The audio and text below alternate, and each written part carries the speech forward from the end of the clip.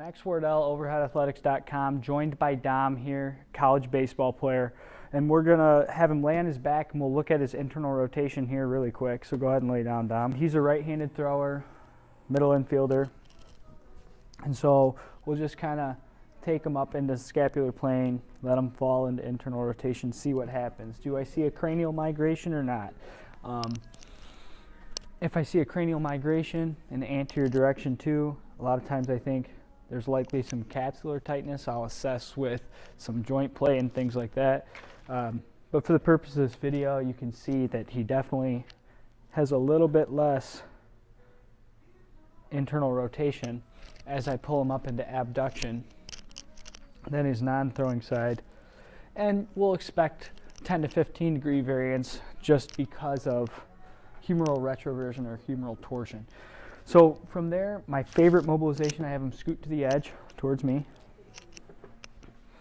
and let their arm go floppy. You see where they're at. I take them up into abduction until I see that they want to start to go into a bunch of ER. From there, I kind of get a little split stance here. I take them up into abduction.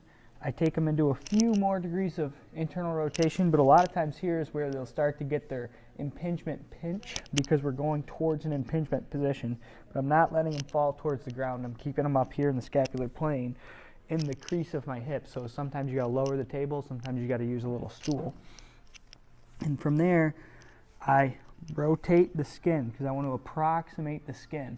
And sometimes people feel better when you do it the other way, but generally you pull from posterior to anterior around, and from there I've got him pinned in internal rotation.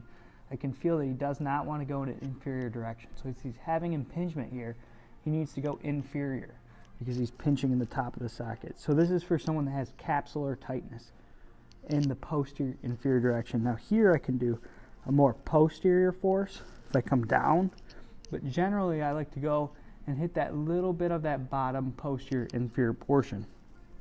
With a glide, when he's in this position, I'll have him externally rotate actively. So turn your back of your hand up into my shoulder.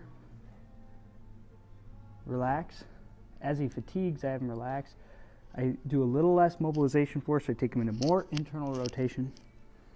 And then I have him act like he's pushing his shoulder out of the socket. So he's actively protracting.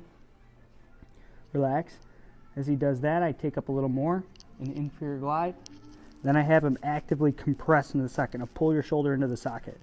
There, I don't let him go into any ER. I mobilize while he goes, and I relax. And I didn't mob him hard here, but better already. So you've acquired 10, 15 degrees with one mobilization here for someone that has capsular stiffness. Now I do this a couple times, and I do it in various positions. So we'll go through one without any talking, just as if I was doing it on a patient.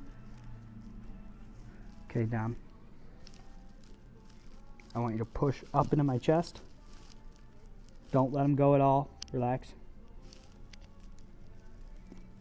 Now push your elbow out of the socket. Push your shoulder out of the socket. Relax. Okay, pull into the socket. Now rotate your hand to the ground. Rotate with me.